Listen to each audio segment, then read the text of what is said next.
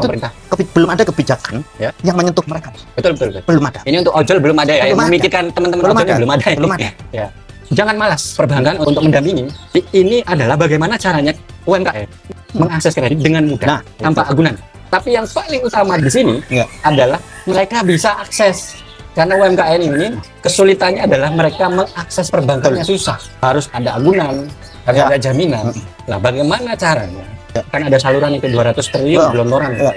Ini diprioritaskan untuk terserap di UMKM, Betul. ya kan? Ya. Dan mekanisme pemberian bunga kepada mereka itu harus berdasarkan tingkat perkembangan. Ya. Ya. Misalkan kecil berapa bunga yang harus dikasih, ya kan? Ya. Berlaku progresif tadi harus Ya. ada kajiannya. Semakin besar semakin tinggi. Ya. kan? Tentu itu harus disesuaikan dengan kajian-kajian. Betul. UMKM ini ya berjuang sendiri mereka. Kalau mereka berjuang dan dilalahnya ada sebagian kecil dari mereka yang bisa berkembang, Ya. ya skill up dari yang omset 500.000 1 juta menjadi miliaran misalnya. Ini gupuh pemerintah datang untuk memajaki, Ya. harusnya dikasih insentif, Ya. harusnya dikasih perhatian khusus, Betul. ya kan? Ya. Dibantu untuk lebih skill up lagi, malah sibuk untuk memajaki ini, Pak. Tapi UMR kita dibanding UMR di Jepang berapa? Bisa 10 kali lipat. Bisa 15 kali lipat daripada UMR Indonesia.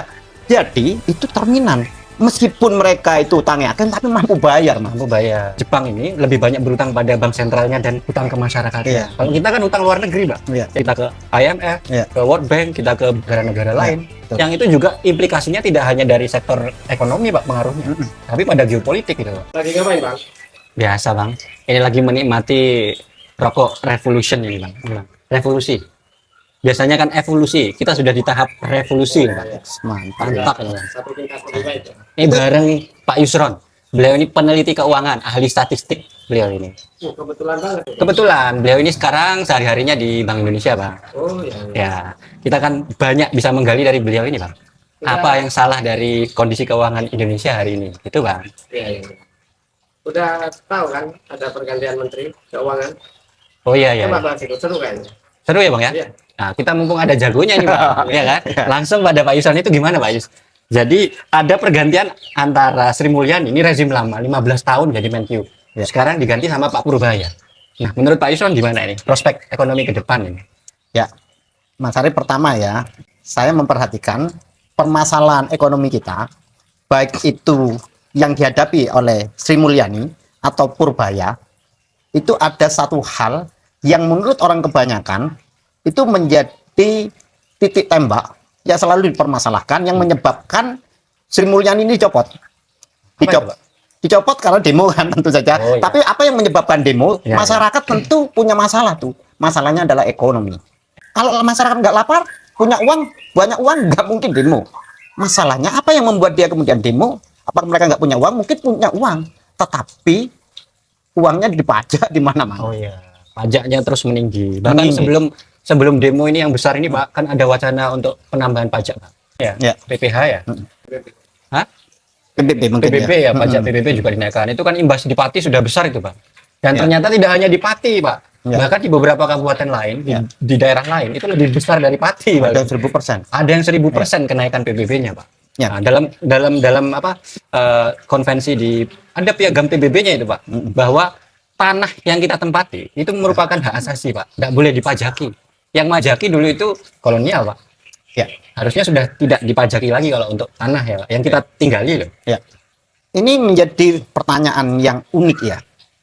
Zaman Sri Mulyani maupun zaman Purbaya menurut saya ada dua masalah yang sama tapi diselesaikan dengan pendekatan berbeda. Ke masalah utama dulu yang menjadi sorotan, banyak sorotan, mungkin orang kebanyakan, dan kemudian Sri Mulyani selalu bilang begini. Kita nggak usah khawatir, itu apa? Masalah hutang yang selalu mendapat. Sri Mulyani bilang bahwa nggak usah khawatir, hutang kita 40% dari PDB. 40%. Selalu membandingkan dengan Jepang. Jepang itu 200% lebih. Kalau begitu yang membuat permasalahan orang demo, orang tidak mampu bayar pajak, bukan hutang dong. Itu menurut saya sebuah kamuflase, saya mengatakan kamuflase yang disampaikan oleh Sri Mulyani sehingga kemudian masyarakat tidak mempermasalahkan utang.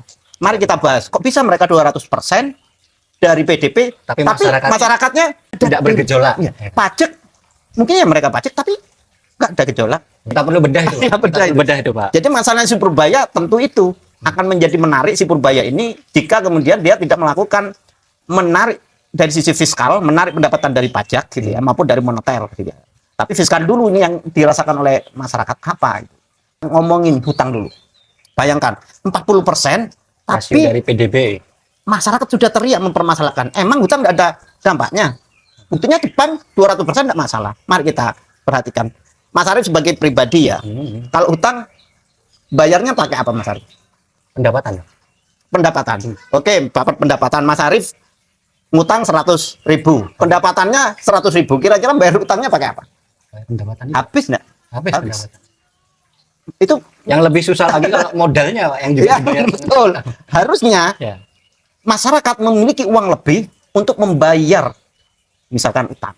Begitu juga negara. Ini saya sederhanakan ya.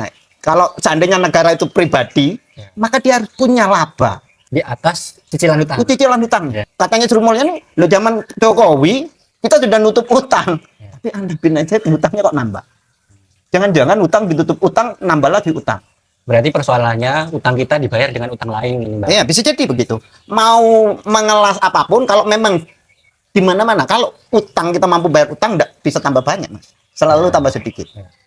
Artinya ada persoalan simplifikasi nih. Pernyataan pejabat ini kan selalu meremehkan hal tertentu untuk meredam kemarahan masyarakat. Kan biasanya begitu. Rasio utang kita cuma 40%, bandingkan dengan Jepang itu 200% misalkan ya. Ya.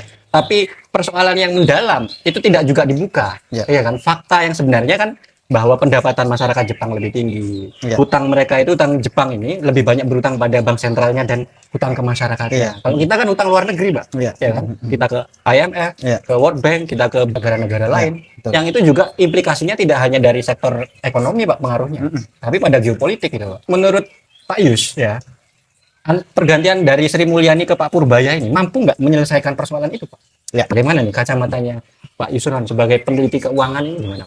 Jadi begini Mas Arief ya, untuk menggerakkan roda ekonomi, Ya, itu dibiayai oleh pendapatan dalam negeri dan pendapatan luar negeri. Ya. APBN kita yang kemudian diterjemahkan dalam APBN kita. Maka ada beberapa hal yang sudah dilakukan Prabowo, menurut saya itu bagus, tetapi tantangannya masih banyak. Contohnya, kenapa ya hutang kita 40%, tetapi Jepang yang 200% lebih itu tidak bergejolak? Karena hutang kita terus bertambah, Prabowo efisiensi stop hutang. Kalau gitu mendanai roda perekonomian pemerintah menggunakan dalam negeri, yaitu pajak. ya. Menggunakan ruang Akhirnya fiskal ya. ruang fiskal ditarik itu. Pajak di mana pajak masyarakat demo. Di Jepang lo nggak demo. Ya. Kenapa? Coba kita cek. Memang rasionya 40%. Tapi UMR kita dibanding UMR di Jepang berapa? Bisa 10 kali lipat. Bisa 15 kali lipat daripada UMR Indonesia. Jadi itu cerminan. Meskipun mereka itu utangnya kan, tapi mampu bayar, Mas. Mampu bayar. Nah kita itu upahnya sidik tapi gak mampu bayar, orangnya kurus-kurus. Apa yang membuat kita itu tidak mampu bayar? Pertama harus kita tahu ya, kita mampu bayar harus kalau dari segi pribadi harus dari laba. UMR kita nggak menghasilkan. Meskipun PDB tapi sedikit. Ya. PDB besar Mas, tapi tidak ada margin keuntungan yang tinggi. Itu hanya besar saja untuk operasional, tapi itu bukan keuntungan yang dinikmati oleh swasta, keuntungan yang dinikmati oleh negara. Kenapa yang menyebabkan tipisnya keuntungan swasta maupun pemerintah? Penggunaan anggaran oleh pemerintah, oleh dalam hal ini penggunaan government untuk membiayai pekerjaan-pekerjaan itu tidak efisien, birokrasinya korupsi. Jadi Jepang tentu saja mereka efisien, nggak ada korupsi. Jadi pembangunan mampu benar-benar menumbuhkan perekonomian. Seandainya kita nggak ada korupsi, pertumbuhan ekonomi kita lebih bagus. Pertama, harus dibabat habis. Dari segi apapun yang membuat pemborosan. Jadi kalau laba nggak mungkin ada, kalau biayanya besar, itu yang dilakukan. Bayangkan korupsi di Indonesia berapa. Good government ya. Good Ini government. Persoalannya di situ. Iya, itu dari sektor pemerintah. Dari sektor non pemerintah, yaitu masyarakat. Masyarakat siapa? Masyarakat ada dua nih. Masyarakat swasta maupun masyarakat yang bekerja pada pemerintahan. Mereka dapat gaji. Ini yang bahaya nih masyarakat swasta, Mas. Oh, ya. Kenapa? Karena masyarakat swasta teriak, berarti ekonomi tidak menghasilkan laba yang mereka harapkan. Gitu. Bisa dibayangkan, maka Purbaya tentu akan menjadi tantangan. Sekarang itu melakukan suatu terobosan, menarik bank, dana bank 200 triliun 200 ke triliun. Himbara ya, bank-bank BUMN Iya. ya. Yang itu saya kemarin bikin kontennya itu meragukan efektivitas dari programnya Pak Purbaya. Itu bagus Pak. Cuma kendalanya itu perbankan ini memutarkan ke bawah ini yang saya rasa selama ini kurang berhasil. Iya. Yang pertama itu. Yang kedua adalah uang ini ditempatkan di Himbara ya, bank-bank BUMN itu dengan status on call. Jadi suatu waktu bisa ditarik sama pemerintah itu. Padahal kan untuk kredit itu kan butuh kepastian berapa tenornya segala macam. Misalkan pemerintah tiba-tiba butuh diambil lagi duit dari Himbara itu, gimana? Itu kan juga susah juga bagi bank-bank BUMN ini. Yang kedua, juga bank BUMN ini punya masalah untuk menyalurkan kredit ke bawah ini, Pak. Iya. Karena mereka ini biasanya ya beli surat utang negara gitu ya kan untuk memutar ini. Itu memang sudah dibatasi sama Pak Pur ini. Iya. Pak Pur ini dibatasi, tidak boleh membeli surat utang negara, tidak boleh obligasi segala macam, harus disalurkan ke bawah. Tapi selama ini bank itu juga punya kelemahan dalam penyaluran ke bawah, Pak. Ya. Jadi ekonomi berputarnya ini bagaimana mengharapkan dari 200 triliun itu? Ya, jadi begini Mas Arif ya. Memang ada mekanisme dari bank ya, Ya. yang dapat kucuran dana itu akan disalurkan, tentu paling jelas itu akan kredit ya. Kredit Bagaimana mendorong kredit untuk memutar ekonomi. Kemudian diharapkan dari perputaran ekonomi para pihak penerima kredit mendapatkan keuntungan. Keuntungan itulah yang membuat orang mampu membeli barang. Ya. Keuntungan. Ini ada suatu mekanisme kredit menghasilkan pendapatan, itu akan menghasilkan keuntungan. Ya. Ada loh menghasilkan pendapatan tapi untung tipis. Percuma, maka pertumbuhan tidak terjadi. Ya pertumbuhan terjadi tetapi tidak akan skalanya besar. Nah, pertanyaan saya berikutnya adalah mari kita bahas berapa lama kita sementara cepat. Cara cepatnya bagaimana sih supaya ini masalah masyarakat yang tidak punya uang, yang berteriak itu harusnya kan punya uang. Harus punya uang. BLT itu yang dilakukan, bansos itu yang dilakukan oleh Presiden Jokowi sebelumnya. Ya, sebelumnya. Tetapi itu juga nggak baik juga gitu. Tapi sebenarnya nggak ada gejolak. Akhirnya nggak ada gejolak. Tetapi Masyarakat untuk dikasih permen aja biar tidak teriak. yang nggak teriak-teriak betul. Tapi memang kita mau menyalahkan masyarakat tidak bisa ya Pak ya? Karena mereka juga kembang kempis yang mau dimakan besok harus dipikir hari ini masyarakat ya.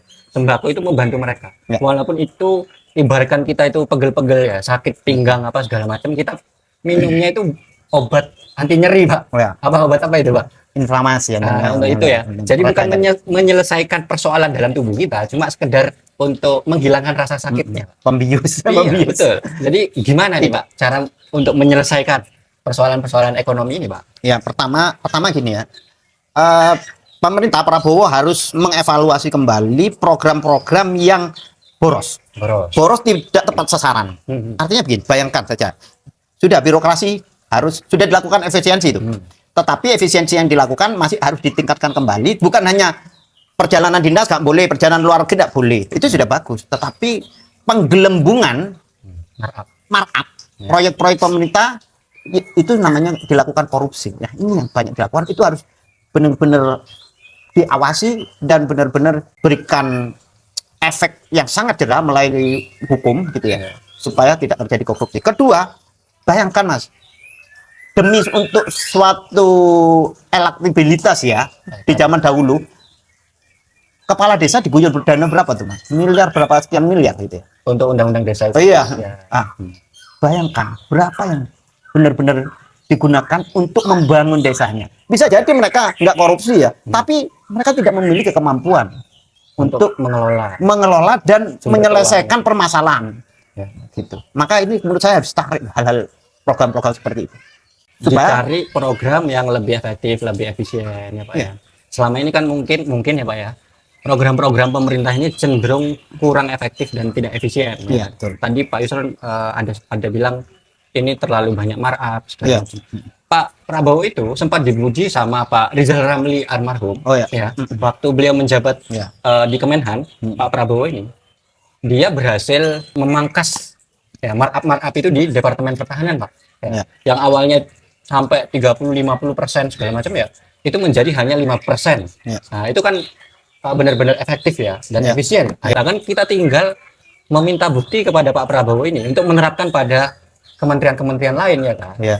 Sekarang kan presiden, dia harus bisa membuat program-program setiap kementerian menjadi efektif dan efisien. Ujung dari semua ini adalah bagaimana sih masyarakat makmur kan gitu. Iya, ujungnya Ujungnya itu masyarakat makmur. Apa yang dikatakan makmur? Apakah pendapatannya tinggi? Apa seperti Jepang? Oh, terlalu tinggi kita membandingkan. Pendapatan kita seperti sekarang gitu ya, dikatakan makmur jika kemudian kita mampu memiliki margin, dipotong biaya hidup, biaya hidup segala itu macam, masih ada sisanya. masih ada untuk investasi, untuk bayar tabungan, pajak nggak masalah. untuk bayar pajak dan untuk kebutuhan-kebutuhan mendadak mendesak. Ya. Kuncinya adalah dari sisi pendapatan masyarakat harus meningkat. Ya apa caranya? Itu kemudian UMKM itu, sektor UMKM itu menyumbang 60% dari PDB. 60% dari 60 PDB. PDB. Bayangkan 60%. Tapi jangan-jangan meskipun sumbangannya besar, tapi margin untungnya yang dirasakan UMKM kebanyakan tidak besar. Maka harus dianalisis. Masalahnya kalau di UMKM kan skill up-nya, Pak. Ini jadi persoalan. Ya. UMKM itu biasanya kan dia, misalkan pendapatan dia per hari ini, ya, omset 500.000, ya kan? Tapi 500.000 yang menjualan kan banyak sekali orang ya. Dari 500.000 omset ini bagaimana menjadi 1 juta, bagaimana menjadi 5 juta, menjadi 10 juta, terus sampai ke skala ratusan juta. Ini yang tidak pernah dipikir, Pak, sama pemerintah. Betul. Iya kan? Ya. UMKM ini ya berjuang sendiri mereka. Kalau mereka berjuang dan dilalahnya ada sebagian kecil dari mereka yang bisa berkembang, ya skill up dari yang omset 500.000 1 juta menjadi miliaran misalnya. Ini gupuh pemerintah datang untuk memajaki, ya kan? Nah, ini kan harusnya dikasih insentif, harusnya dikasih perhatian khusus, ya kan? Dibantu untuk lebih scale up lagi, malah sibuk untuk memajaki ini, Pak. Ini persoalan kita ini, Pak. Menurut Pak Yusron bagaimana ini? Jadi begini ya, ini nanti betul sekali itu Mas Arief sampaikan. Bagaimana caranya? Harusnya kredit itu nanti akan dialihkan ke sektor UMKM misalkan ya. Harusnya ya, karena menggerakkan banyak. Siapa sih yang teriak? Rakyat kecil, bukan rakyat besar. Meskipun industri besar banyak yang sudah PHK, melakukan efisiensi tenaga kerjanya. Tapi yang paling banyak teriak tentu menengah ke bawah. Maka UMKM harus mampu menghasilkan keuntungan. Caranya satu, kredit dengan bunga yang lebih murah. Ya. Harusnya UMKM lebih murah bunganya dibanding yang besar. Jadi progresif. Kemudian kedua, UMKM harus bunga nanti sifatnya progresif. Progresif. Ya? Semakin besar skalanya semakin tinggi. Gitu tapi harus punya data ya, berapa persen itu akan naiknya. Ada kajiannya. Tapi secara konsep gitu. Kedua, harus ada insentif katanya Mas Arief. Insentif apa? Harusnya diberi subsidi listriknya para UMKM lebih murah. Maka itu akan bergerak. Gimana? Mereka dapatin biaya listrik lebih murah. Iya kan, kalau mesin-mesinnya operasional. Satu itu saya sepakat sekali dengan Pak Yusron itu. Ada stimulus begitu. Jadi bahkan lebih murah listriknya. Yang kedua tadi Pak, untuk agar ini lebih mengerucut ya pada kredit Pak tadi. Kan ada saluran itu 200 triliun gelontoran. Ini diprioritaskan untuk terserap di UMKM. Betul, ya kan? Dan mekanisme pemberian bunga kepada mereka itu harus berdasarkan tingkat perkembangan. Misalkan kecil, berapa bunga yang harus dikasih, ya kan? Berlaku progresif tadi, harus ada kajiannya. Semakin besar, semakin tinggi. Ya kan? Tentu itu harus disesuaikan dengan kajian-kajian. Tapi yang paling utama di sini adalah mereka bisa akses. Karena UMKM ini kesulitannya adalah mereka mengakses perbankannya susah. Harus ada agunan, harus ada jaminan. Nah, bagaimana caranya agunan jaminan ini? Kalau KUR kan sebenarnya aturan yang mulai zaman Bu Sri Mulyani itu kan di bawah 100 juta tidak perlu ada agunan. Cuma bank ini kan nakal, ya kan? Tetap diminta jaminan. Bahasanya dalam klausul itu bukan jaminan, memang bukan agunan, tapi titipan, ya kan? Nah, ini bermasalah. Perbankan kayak BUMN, dia tidak hanya fokus mencari keuntungan harusnya. Karena ini adalah alat negara untuk juga menjadi instrumen memajukan ekonomi kan. Mereka harus kreatif, harus cerdas ini, ya kan. Mereka memberikan KUR misalkan ke UMKM, jangan pakai agunan yang pertama. Yang kedua, kalau mereka takut jadi NPL, jadi non performance loan ya, jadi kredit macet, mereka harus selektif. Selektif. Oh, kita lihat ada SKB kan, studi kelayakan bisnis. Oh, ini bisnisnya menjanjikan untuk dikembangkan. Ini bisa di scale up. Mereka ada ahli yang bisa kemudian mendorong ini maju dengan insentif pinjaman KUR, tapi juga ada pendampingan. Nah, jangan malas gitu loh perbankan untuk mendampingi gitu loh Pak. Jadi ini adalah bagaimana caranya UMKM mendapat kredit mengakses kredit dengan mudah Nah, tanpa itu. agunan. Harus ada kebijakan ya sampai hal teknis yang mempermudah, tetapi juga menjamin pihak perbankan bahwa itu aman bagi Aman. Jadi dua-duanya kan harus aman. jalan. Harus kaji ulang itu. Betul. Perbankan ini kan punya SDM, punya mekanisme, dia punya sistem, punya SOP, studi kelayakan bisnis, Ya. feasibility studies. Mereka ini harusnya yang bekerja, Pak, Ya. ya kan? Oh, ini perlu ini di apa didorong, ya kan? Ini bisa dikembangkan. Kalau mereka kaji ini nggak bisa, jangan dikasih kredit, ya kan? Dan pengucuran kredit itu harus benar-benar disesuaikan dengan skala UMKM itu. Ya. Kalau butuhnya 1-2 juta, kasih 1-2 juta. Betul. Butuhnya 10 juta, kasih 10 juta. Betul. Butuhnya 50, ya 50 disesuaikan, Pak. Ya. Ya kan? Ya. Nah, masalahnya kan ini terbentur dengan bank ini kan satu, dia pengen mudahnya ya kan dalam penyaluran kredit. Yang kedua, mereka juga terintimidasi dengan target penyaluran kredit. Ya. Ya ini itu ya silakan lah perbankannya kan Ya. gitu. Anda mau berbisnis di sektor perbankan, ya Anda harus terima resikonya kan. Ya, tapi bagaimana bekerja menyelesaikan itu? ini kan juga yang menyalurkan kan BUMN semua kan? BUMN. bank-bank BUMN. Artinya marilah bank pemerintah ini bisa menyalurkan di samping bisa menghasilkan keuntungan bagi negara kan itu ya, dengan cara penyaluran dari sisi penyaluran kredit yang sudah disampaikan Mas Arief dipermudah, tepat sasaran, tetapi juga sudah benar dilakukan oleh si Purbaya gitu ya, dan Prabowo, bagaimana efisiensi supaya kan BUMN ini pinter kan, supaya dibilang tidak terlalu menguntungkan kan, mereka bukan, maka tunjangan-tunjangan yang nggak perlu-perlu, gaji-gaji yang nggak perlu-perlu itu harus pangkas semua. Dan itu sudah benar dilakukan. Tetapi ada satu hal Mas Arief yang Purbaya lakukan melalui pendekatan penggunaan Bank Indonesia, mengambil dananya untuk disalurkan ke masyarakat, tapi belum menyentuh sasaran. Saya tanya Mas Arief sekarang, siapa yang paling ramai dibicarakan dalam demo pertama kali itu? Siapa pihak-pihak yang sampai tertindas, kepelindes siapa tuh? Ojol. Ojol bukan UMKM loh. Iya, sektor informal ya. Ini belum tentu kemudian kebijakan ini bagaimana menyentuh mereka. Padahal mereka yang paling banyak anggotanya, tapi banyak berteriak. Bukan UMKM mereka pegawai yang tidak terikat kontrak atau tidak digaji secara tetap. Nah, ini belum menyelesaikan masalah. Ini bagus untuk UMKM. Parah. Untuk UMKM berarti kita tutup ya? Tutup. Tadi solusinya adalah bagaimana penyaluran kredit yang bisa menguntungkan mereka, akses terhadap kredit. Nah, kita kemudian bergeser pada sektor informal. Yang pekerja informal kayak ojol, buruh ya kan? Buruh lepas. Iya. Kayak tukang bangunan, kuli segala macam. Formal tapi informal gitu. Ya. Itu ya mungkin sama regulator sama aplikatornya Pak ya, harus diselesaikan untuk pemerintah. Belum ada kebijakan yang menyentuh mereka. Betul. Belum ada. Ini untuk ojol belum ada ya. Yang memikirkan teman-teman ojolnya belum ada. Belum ada. Ya. Coba mari kita berpikir yang mana kebijakan yang sudah dibuat oleh pemerintah saat ini, Prabowo maupun Purbaya, yang menyentuh dengan ojol. Belum ada. Nggak mungkin ojol itu mas teriak mas. Sebanyak di mana-mana sebagai salah satu pemicu bersama mahasiswa dan rakyat untuk itu masalah, mereka harus disentuh. Ya. Sederhana itu sebenarnya mas. Semuanya memang harus tersentuh. Ini tugas negara. Iya, kok berat semua harus dipikirin ya. Salahmu dari pejabat ya kan. Kalau tidak mau ruwet ya jangan jadi pejabat kan begitu Pak. Ini kita kembalikan kepada fungsi mereka Pak. Ya. Jadi bagaimana caranya juga untuk mensejahterakan, memutar ekonomi ini ya, untuk mengejar pertumbuhan yang ambisius 8% itu kan semuanya harus digerakkan.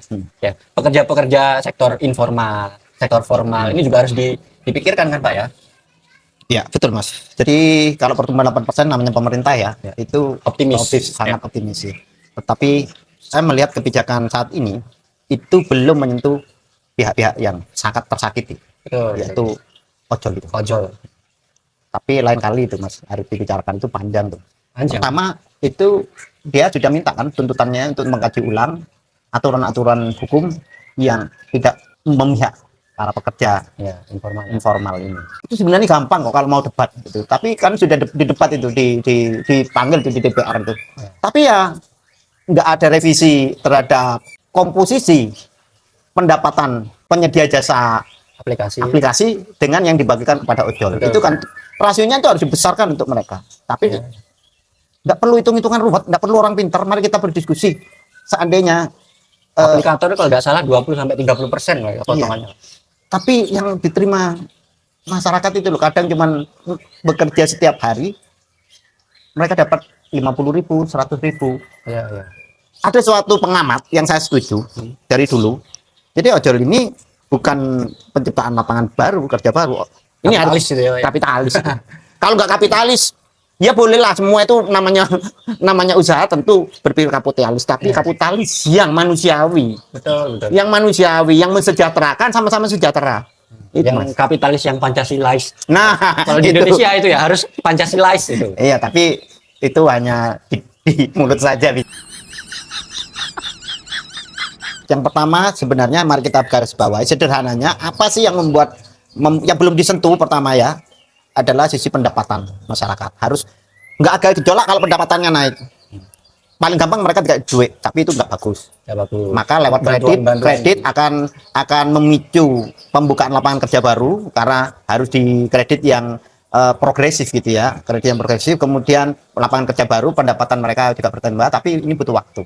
Butuh cepatnya adalah bantuan langsung tunai, tapi itu jelek gitu, jangan dilakukan. Kedua yang masih belum tersentuh adalah pegawai-pegawai informal yaitu ojol itu harus segera Dapat perhatian. harus dapat segera bagaimana pendapatan mereka manusiawi, penerimaan mereka manusiawi. Mas Arief menyoroti lembaga apa tadi yang mengurusi persaingan usaha itu Ya. fungsinya apa tuh? Apa itu? Emang ada lembaga itu Mas Arief? Ada. Oh, ada ya. Lembaga perlindungan konsumen ada, lembaga Jadi- pengawas persaingan usaha itu jadi- ada. jadi gini. Lembaga-lembaga ini, Pak, Ya. itu cuma lembaga yang kemudian menjadi alat bahkan Ya. bagi apa ya korporasi besar ini, Pak. Betul. Saya setuju tapi nanti itu ya ada bahasan kita menarik bahas tuh. Di berikutnya Mas Arief. berikutnya ya? Panjang itu Mas Arief Oke. karena itu ada ya bayangin kita itu UMKM sudah dikasih kredit Mas Arief. Tapi saya setuju omongan Mas Arief. Bayangin UMKM dikasihin kredit terus dikasih bunga murah tapi gak untung rugi. Yang salah siapa? Mereka bukan nggak bekerja, mereka sudah bekerja, bikin usaha dengan sungguh-sungguh, produknya bagus tapi rugi. Nah, itu. Salah satunya karena tidak ada pengawasan, perlindungan terhadap persaingan usaha. Bayangin, jadi orang nih, saya punya uang nih, bikin produk, kita di satu sisi itu kapitalis dimiliki mereka, mereka buat aturan, di satu sisi itu persaingan murni. Ya. Tapi nanti lah, persaingan murni apa? UMKM tumbuh banyak, barang jualan produknya sama, tidak dilindungi, nggak lama mereka akan hancur semua. Jadi ada, itu namanya struktur pasar, Mas. Diatur. Atur, contohnya yang sudah diatur nih, retail modern, Retail modern ya. mereka tentu punya aturan tuh, nggak boleh berjarak sekian-sekian, atau boleh lah dalam satu wilayah ada ada berapa. radiusnya ya. Tapi kalau orang Alfamart, jualan, Indomaret gitu ya. Mas Arief ingin jual mie, Ya. enak nih, saya juga bikin. Ada 10 orang yang bikin, nggak 9 ini hancur, padahal dikasih kredit. Ya, ya. Jadi nggak cukup hanya Harus ada edukasi harus tidak? edukasi dan perlindungan, pengawasan, kemudian mekanisme struktur pasar namanya, supaya tidak terjadi kanibalisme, saling Antar memakan UMKM. Nah, itu tentu. Ya. Masuk akal. Jadi perbankan yang menyalurkan kredit itu juga dia harus memberi edukasi Ya, seperti itu, Pak. itu panjang tuh. Untuk agar tidak ada kanibalisasi antara UMKM Iya. yang sejenis Iya. begitu. Gitu. Kalau nanti BUMN itu udah becus kerjanya, usul ke Pak Prabowo untuk dibentuk satu bank khusus untuk BUMN. Jadi saluran kredit ya. Untuk yang UMKM untuk maksudnya? UMKM ya. Itu satu bank khusus lagi, namanya Bank UMKM itu. Ya, bagus kalau gitu. Bagus. Jadi khusus UMKM kalau dia beli surat utang negara ya, kalau dia menyalurkan ke kredit ke apa namanya ke pengusaha besar ya, menengah atas ya Pak ya. Mm-mm. Penjara aja kan gitu. Iya. Harus ada ketegasan. Bagus itu. Ya betul. Kalau memang itu membantu fokus atau kalau tidak bank ada suatu lembaga yang menjadi pemerhati, penyalur dan juga untuk itu. Kalau mungkin bank baru mungkin butuh kepercayaan yang tidak mudah ya, tetapi karena sama-sama pemerintah dan anggaplah lembaga ad hoc atau apa. Oh, itu susah Pak kalau di Indonesia. Oh ya, susah. susah ya. Itu nanti yang masuk orang-orang politik lagi Pak. Orang-orangnya dari kubu ini, kubu itu, partai ini, partai itu. Susah. Harus memang lembaga profesional. Ya. Oke, sementara karena kita sudah kepepet maghrib, sebagai orang Indonesia yang Pancasilais, sila pertama adalah ketuhanan yang Maha Esa, kita siap-siap sholat maghrib. Bukan Siap. begitu Pak ya? Ya. Oke. Sip.